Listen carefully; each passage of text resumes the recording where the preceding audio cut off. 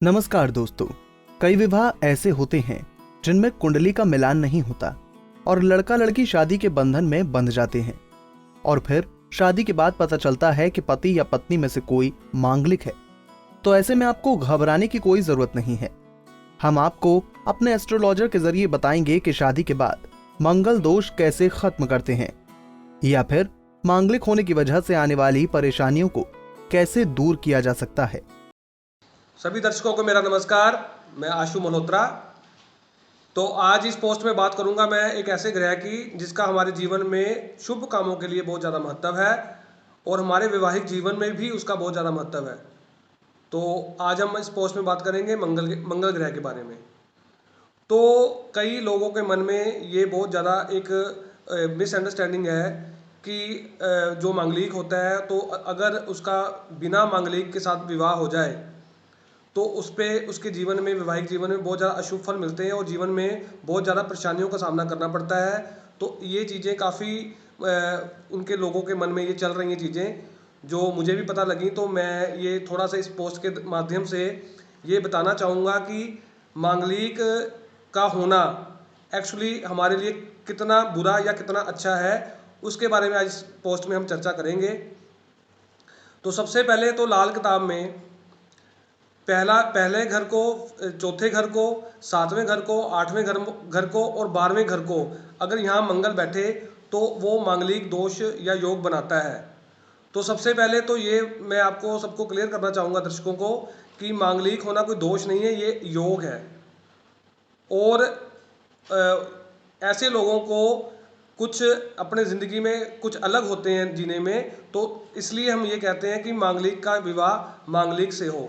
लेकिन अगर ऐसा नहीं भी होता तो इसमें कोई घबराने वाली बात नहीं है, इसमें कुछ नियम है। और मंगलिक होना जो योग है वो कैसे इसमें कुंडली में कटते हैं तो मैं आपको आज पूरी डिटेल में यही बताने के लिए इस पोस्ट के माध्यम से आपको बताऊंगा। लाल किताब में दो तरह के मंगल बताए गए हैं, एक मंगल नेक, एक मंगल बद्ध।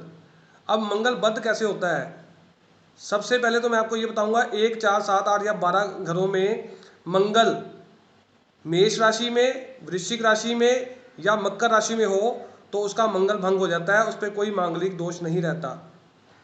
तो ये सबसे पहले आप इस चीज़ का ज़रूर क्लियर करें। जिन लोगों की शादी मंगलिक होने में इन राशियों में मंगल बैठा है और उनका जीवन साथी मंगलिक नहीं है तो उनके ऊपर मंगलिक असर ही नहीं है। सबसे पहले तो ये बात आप ध्यान में रखें।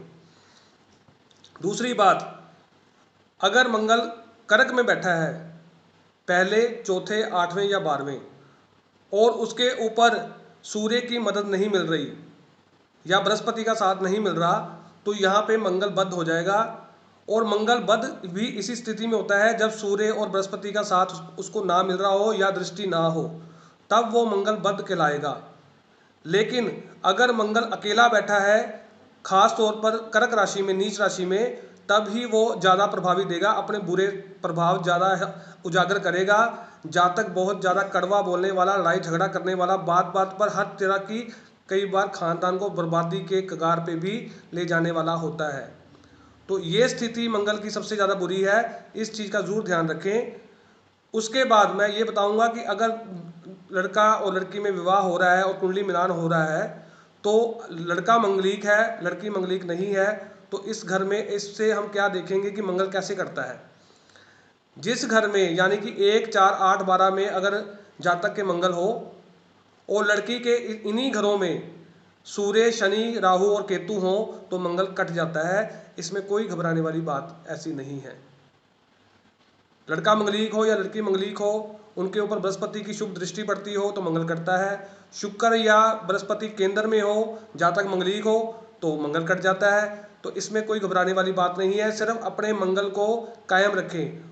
मंगल बुरे की निशानी क्या क्या होती है, वो जातक लड़ाई झगड़ा करता है अपने मित्रों से और अपने भाइयों से, उसका मंगल खराब रहता है।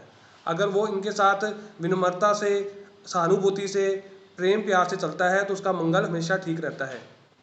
घर से निकलते वक्त हमेशा गुड़ गुड़ खा के चले जाएं और लोगों को भी गुड़ का प्रसाद जरूर बांटें मंगलवार को। इससे मंगल बहुत बेहतर हमारा रहता है और जीवन सामान्य चलता है और ज़िंदगी में बहुत ज़्यादा हम उन्नति करते हैं।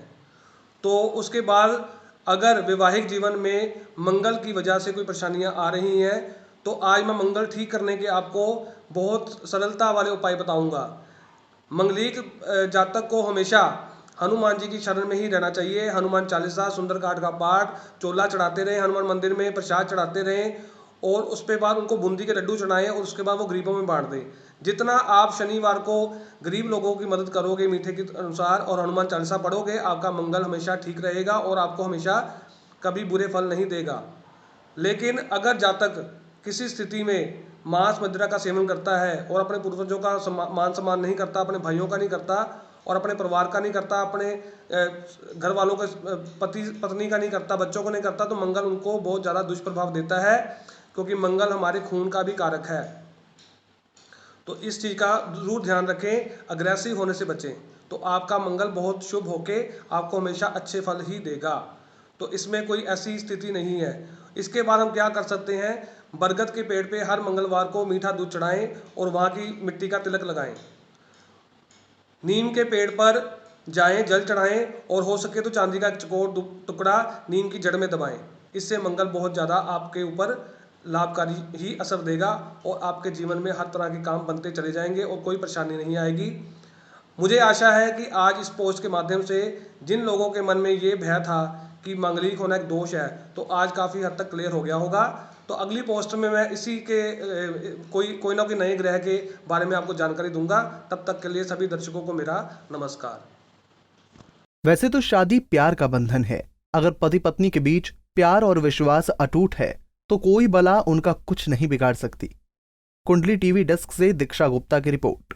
इसी तरह की और भी जानकारी लेने के लिए हमारे चैनल को सब्सक्राइब करें और नई वीडियो की नोटिफिकेशन के लिए बेल आइकॉन दबाएं। अगर आप ये वीडियो फेसबुक पर देख रहे हैं तो वीडियो को लाइक और शेयर करें। साथ ही अपनी राय कमेंट बॉक्स में जरूर बताएं। धन्यवाद।